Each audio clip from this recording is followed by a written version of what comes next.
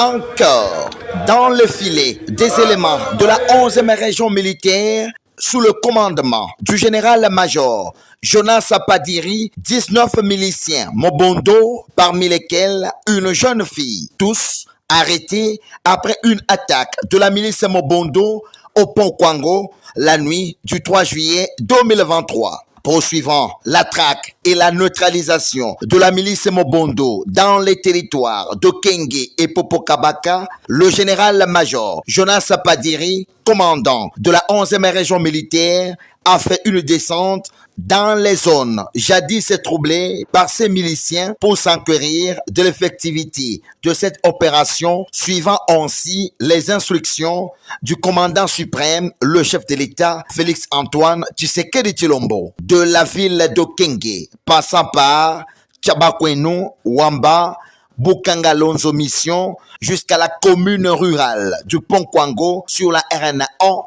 La 11e région militaire réitère l'appel de soutien de la population congolaise aux FARDC installés dans ces entités en vue de faciliter le retour à l'ordre et de la paix totale. Occasion pour le général-major Jonas Sapadiri de remercier toute la population de la commune rurale du Pont Kwango pour leur parfaite collaboration avec les FARDC lors d'une attaque de cette milice le 3 juillet qui a permis aux éléments de la 11e région militaire de récupérer 12 armes, 8 machettes et plusieurs fétiches de ces miliciens qui sont mis à la disposition de la justice militaire à Kenge, à la grande satisfaction de toute la population du Kwango qui invite l'autorité compétente à toujours mieux outiller la 11e région militaire. Notez que cette opération de traque et de la neutralisation de la milice Mobondo sous le commandement du général-major Jonas Sapadiri avance très bien car à 2 jours seulement, les éléments de la 11e région militaire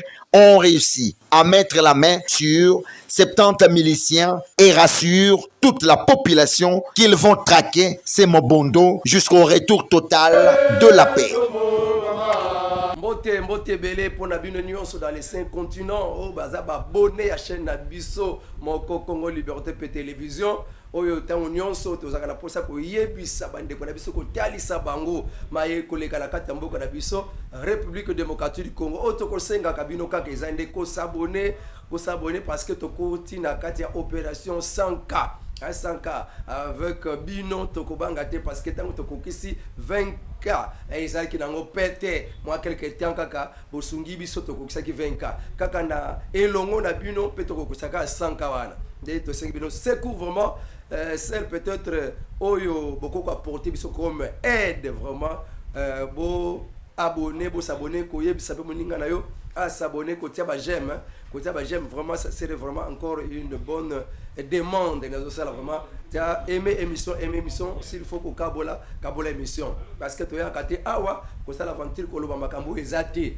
vraiment ce ne serait pas bien vraiment to linga kampe ko fouiller ba information ezaya penza fiable et correct afin que bozala au courant na makambo zo le kanakati ya mboka na biso République démocratique du Congo.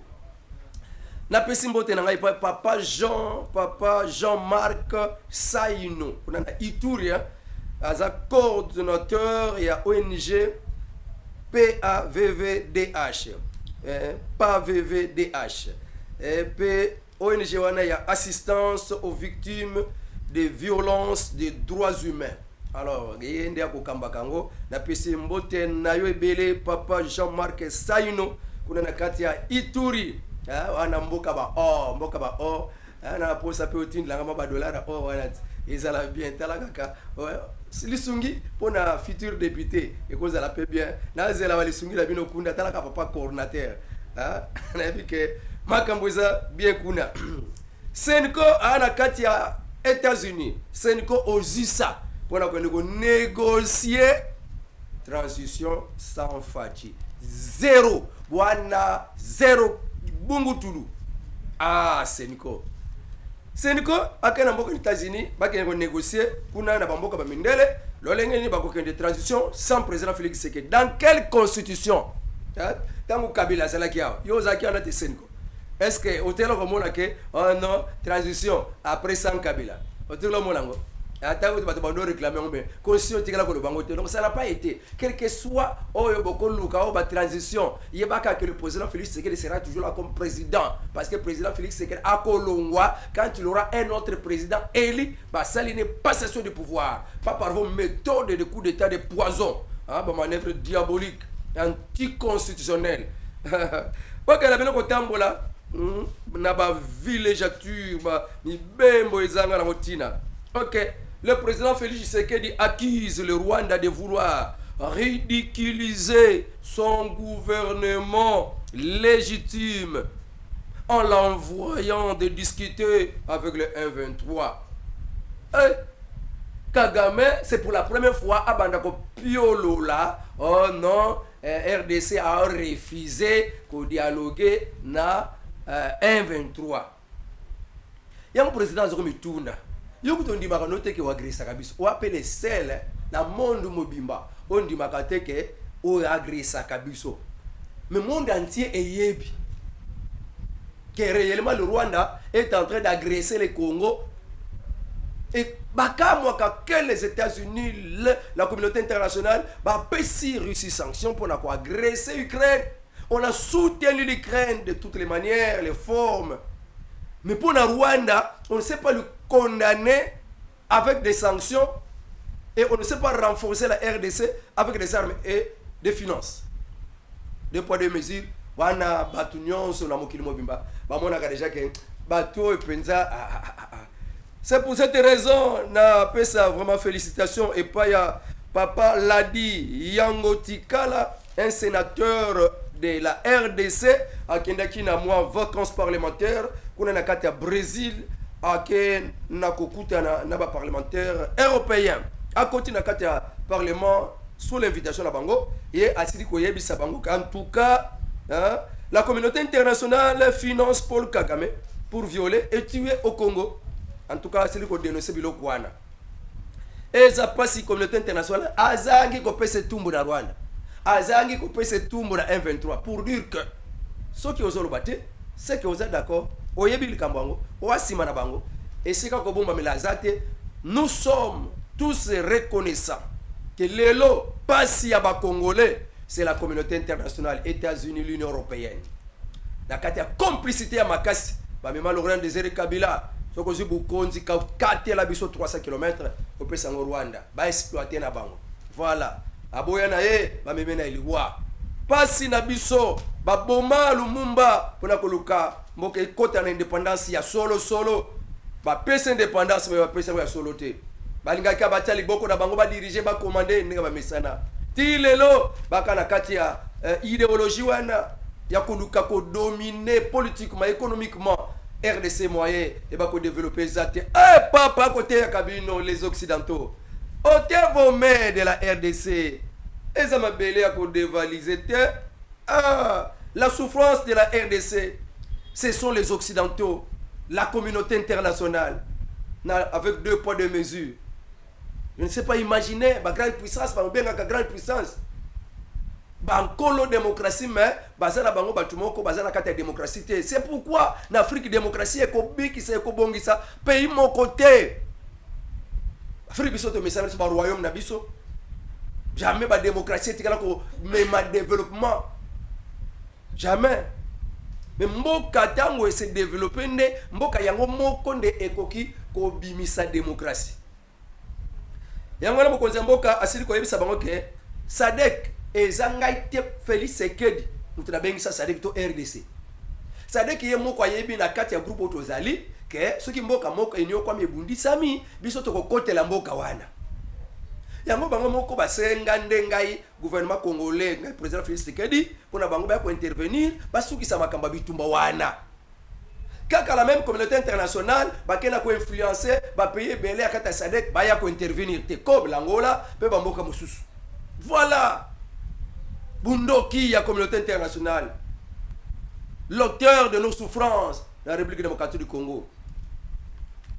Papa Mokonzi asili kolobake bo reprocha kanga mingi bo kritika kanga mingi pona makambo EAC ngai na kritika ki EAC parce que ba wale ko coopérer na ba 1-23 musala oto yoka na ba sali yango te j'ai droit à critiquer mais nalobaki te ke na bwakisa bango, nalobaki te ke na yini bango, mais du moins même lutundela kutalo bango froid sans froid aux yeux que le kola musala o esengele ki bo sala bo salité wana c'est que bo échouer tout le monde bo échouer mais route aso me kumisa non musala to sali dans 6 mois RDC ça monter dans 30 ans, ça c'est irraisonnable hein.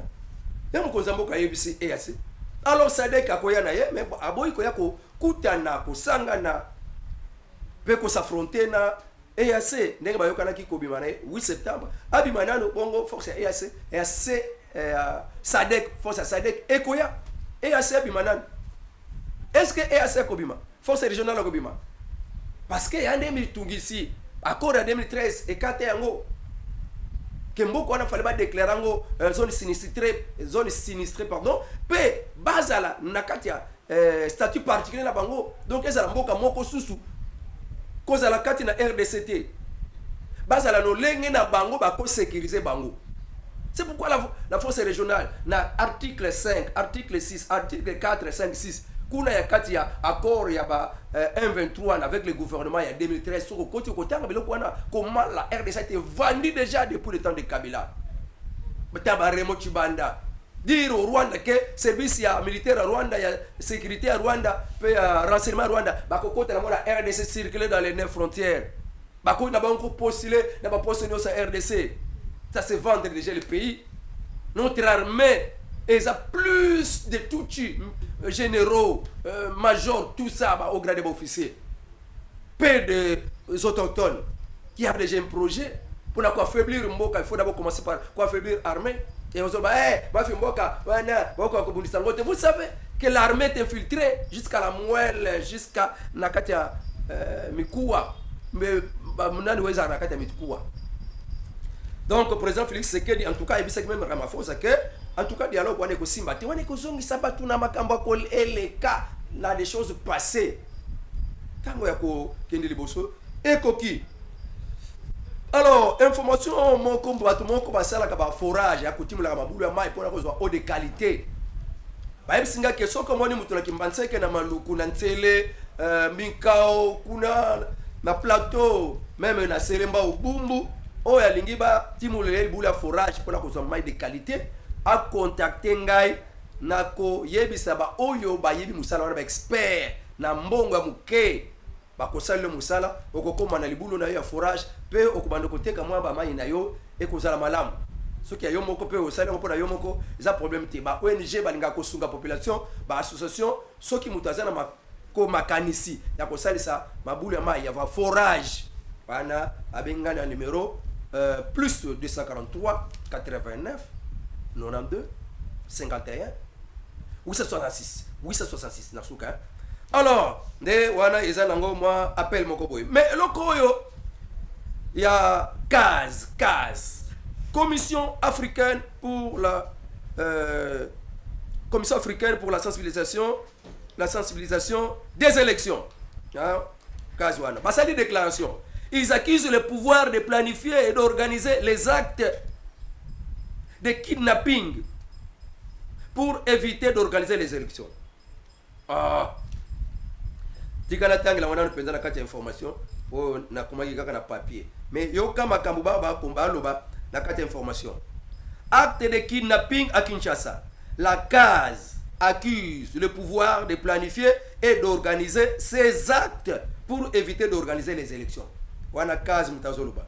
Ah, après avoir mené une enquête citoyenne auprès des victimes, des suspects et des officiers du gouvernement de la République démocratique du Congo, la CAS confirme que les actes de kidnapping qui s'opèrent en Toyo Kapenza bien Makambo Oyo, la CAS, oui, la CAS, Commission africaine, hein, pour ce qui est sensibilisation des élections, hein, Commission africaine, et Balobi, qu'après des kidnappings à Kinshasa, les actes de kidnapping à Kinshasa, la CAS accuse le pouvoir de planifier et organiser des actes pour éviter d'organiser les élections.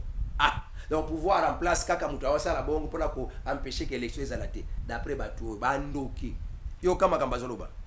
Après avoir mené une enquête citoyenne auprès de victimes, des suspects et des officiels du gouvernement de la République démocratique du Congo, la CAS confirme que les actes de kidnapping qui s'opèrent en grand jour à Kinshasa sont planifiés, réalisés et au bénéfice aux seuls bénéficiaires du régime, spécialement aux personnalités membres du parti présidentiel.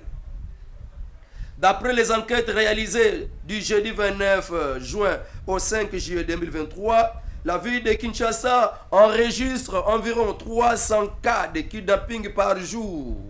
Et la plupart des cas sont signalés sur le boulevard du 30 juin. Principalement, c'est l'artère principale de la ville dans la commune de la Gombe où sont concentrées la plupart, sinon de toutes les institutions politiques, sécuritaires, judiciaires et de la police. Il s'agit de la commune censée être la plus protégée de la ville. Les enquêtes de la CAS démontrent que tous les kidnappeurs déplorés jusqu'à présent sont puissamment coordonnés par les officiers généraux et subalternes dans certains en tenue militaire ou de la police nationale congolaise. Ils brandissent pour la plupart leur appartenance au parti présidentiel. Et en tout cas, et généralement, menaçant généralement leurs victimes d'exécution sommaire. Une autre catégorie de kidnappeurs déclare répondre directement aux ordres d'en haut, c'est-à-dire de plus hautes instances politiques du pays. Et par ailleurs, la CAS dénonce la mise en scène de l'autorité de la ville de Kinshasa qui a du mal à assurer la sécurité de la population dans la capitale à seulement 5 mois de la tenue des élections. En effet, le gouvernement provincial de Kinshasa opte pour les arrestations musclées des citoyens devant les caméras afin de se donner une certaine santé de popularité alors qu'il est de notoriété publique que ces phénomènes ont été ingénieusement planifiés.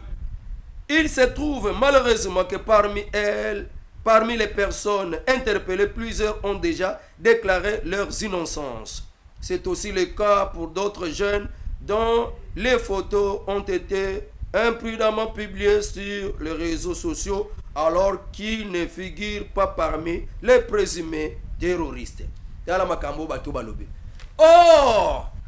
Batuana bango moko basité talaka Christian o basita ki azokamba groupe wana bakangaki maki ba photo na ba Olive Lembe ezo leka na ba réseaux sociaux ba photo ba kangamaki ba Olive Lembe na batuana lebite soki ekoki penza ko présenter. Voyez maintenant photo eza wana OK, voyez maintenant photo eza wana Christian ya mbali wana Christian meneur de kidnappeurs, chef ya ba kidnappeur wana Christian wana chef de kidnappeur. Mais balandeli ba photo na ye bamoni ke bakanga ma photo ya kala na mama oyo Olive Lembe. Et puis ba ye ko citer pe chargé à presse na ye. Chargé à presse na ye yende mutu pe tala so ba photo mususu kaka oyo bakangama yango wana tala siko ba photo oyo. Mais papa oyo yende mutu pensa mokonzi ya ba kidnappeur. Omoni akami photo na nani? Et ye wana asita ki chargé de presse Bibi Kapinga chargé de presse ya maman Olive Lembe yeke ye azape na kati ya makambo wango. Moni tala sikoyo makambo ndenge ezali. Na so photo mususu na le silite. Tala na papa caméra photo mususu. Tala na oyo susu. E wana susu. Mama oyo susu na kata groupe mais ngana za innocent na yebi makambo te na yebi Christian te na yebi ete tala ye wana mama oyo tala kuna bango na kati ya bakripwa mais kaza zolo baka non eza ba autorité ya Kisasa bato bazo sala bongo pour na élection ezala te. Mais voilà les preuves de Bikapinga c'est pas tindé déjà convocation na TGI procureur près à nani tribunal ya Gombe batine déjà convocation. OK, merci papa caméra. wana nyonso mpona kopesa réponse pa ya bapatu oyo. Bibi Kapinga Sono était cité pa ya Christian wana responsable ya chaîne ya Ma Mission TV, attaché de presse Maman Olivier Lembe aza convoqué na TGI na procureur na TGI ya Gombe. Tokoyoka makambo koleka kuna ale 7 kikuni pa vanda na ete 7 kikuni makambo ni azoloba. Il me semble que tout est organisé pour simplement calmer les esprits à la veille de 9e jour de francophonie. Il s'agit d'une vraie mise en scène. Les vrais auteurs de ces réseaux mafieux, des kidnappeurs, se cachent probablement dans les services différents du pays. Ils ont simplement choisi de liquider ces petits pour les remplacer avec de nouveaux. Donc pour la kikuni cette kikuni vo makambu kaka ba wana bazo sala kate na ba institution baza si mabilo kwana ba livrer ba na batu pour la kolobake tozo sécuriser mboka francophonie beta ma bien allez après ba kotika la ko recruter batu mususu. Oh tant tozo tala penza bien pourquoi HJ a ça la communiquer. HJ a ça la communiquer que je suis contre toute personne qui essaiera de ternir son image sur l'affaire achat des organes. Wana HJ mutazoloba asa contre batunion so balimba ternir image na ye. Wana akomema bango en justice. Wana eza suite ya ba rumeur ezole kana réseaux sociaux totanga kibiso nyonso. Totanga ki yango ke HJ balobi nini kutona nga tolakanga ki yango mais na combien ngo kaka makambo ekomemi na réseaux sociaux et pesi kanda et pas bandeko ya HJ.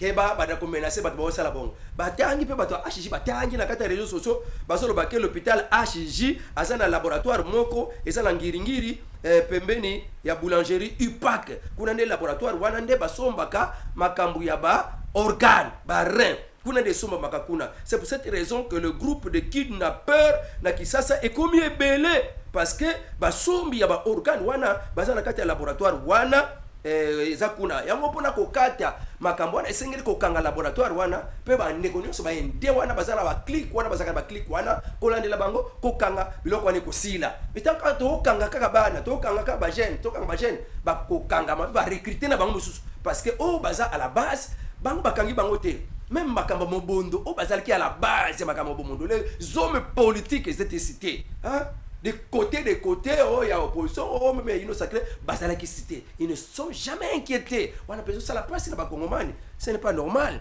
Allez, si quoi, oyo, olé, bangonde, babima, bakomi kobo mama, oh non, gouvernement en place. Donc, tout c'est la bango, bango, là, baloba qui déjà bango, bango, bako, bando, cité, bakombo. Babando cité bakombo wana nyonso ya batu oyo ba groupe nyonso ya batu bazo kosala kidnapping wana papa moko wana baki abondo cité bakombo omoni rimere ndenge bimela ba réseau yango episi kanda pa batu oyo mokonzi HJ asala communiquer et mutu nyonso bako attraper aso confirmer makambo bango basala kaboye aso confirmer yango sika za na preuve wana bango bako porter plainte alebe mutu moko alobela ngo te soka za na preuve te mais eza réseaux sociaux mutu ezoloba même kanda on atangeli bino yango pe bango batanga ki etindi bango basala communiquer oyo. Alors papa muyaya ye alobaki d'ailleurs kutoke na batu nyonso bakanga mesengeli police azala na numéro vert apesa batu pour batu babengaka na numéro vert wana pour faciliter communication pe à part pour faciliter communication na numéro vert wana pe ekosala ke batu balongwa na makanisi na bango ke bazolongwa na batu ba organe pour na papa muyaya ye andi mateke balongwa ka batu ba organe batu bazomema bango balongwa ka bango ba organe yango papa muyaya okosala ka soni na batu bazoko bambela ka mukonza mboka ke gouvernement na ye mutu ekosala ka musala wana yo oye ko bana ko kotela ka batu ba kolongwa ka bare oye bani publiquement ke batu balongwa batu na bare yo ya ko kotela ka bango sanka oyo kanano ba preuve na bango ya kambala moko ekoloba ke ba kolongwa ka bare ba kolongwa barente eza lokuta wana papa muyaya alobi depuis le 4 juillet 2023 à cette déclaration que population vous a la panique té population vous banga té ne vous fiez pas aux rumeurs, ne faut pas tomber dans le peur, dans la panique parce que lui-même émet des réserves sur l'affaire trafic ya barre. C'est pourquoi je le ma campagne numéro vert wana et que faciliter communication, cela facilitera de déconstruire les forces nouvelles sur les phénomènes trafic d'organes. Les forces nouvelles. Il y a bien les forces nouvelles. Il y a papa mouyaya. Et ça penza na batu. O penza ba ebi que non. Et ça force nouvelle était. Et a penza makambu ya solo. Que penza batu ba longola batu ba organe. Mais comment papa mouyaya? Mon réseaux sociaux. Et puis mi sikutu ba photo ba image monsieur akala. Oyo Christian. Alataka photo moko ya policier moko boye. Non, il y a homme politique moko boye. Alataka photo homme politique moko boye. Christian wana. Donc oyo kisabino ata mutuana boka minute kei ngonga eza ngonga. Donc oyo kisabino penza makambu nini oyo nani o azoloba. Mutu ba kangaka wana.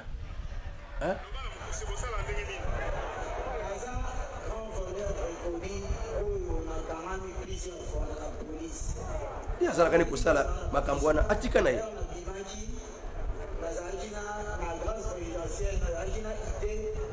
Bakangaka ye zaba magistrat bile babimisa ye bakangi susu ay kuzwa grâce présidentielle.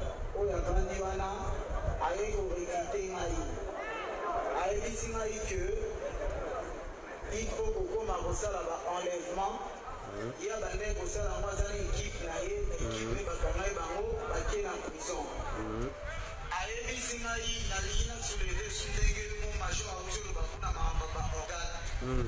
Il y a yebi singai que ça a été pour effacer trace donc ce que ça va famille oyo kamutu ozo déclarer que ba engagé qui est ba recruter qui est pour na kokota ce qu'on a géré makamba ba organe. Donc vraiment un petit regret pour na papa moya ko précipiter avant que le baké makamba ba organe et ça faut bruit parce que bango moko basé ko recruter bazo déclarer que parce que la katia recrutement pour na ba longola ba organe et puis ça effet moko ça penza général. Et ils ont mon analyse spectaculaire. Bah oui tu peux pas rescaper bazo déclarer en tout cas des côtés la terre ce que yom to comme lobby ça va toi case comme lobby ça va cette qui kuni. Hein, croyant que c'est le gouvernement Félix qui est inculpé. Donc bango moko na ngambu na bango ya opposition, bango ne bazana kati ya makambango. Alors s'il y a un clic moko boye que basanga na ceux qui opposition na pouvoir alors biloko en tant que peuple congolais, ozala wapi oza siba ya biloko wana tika.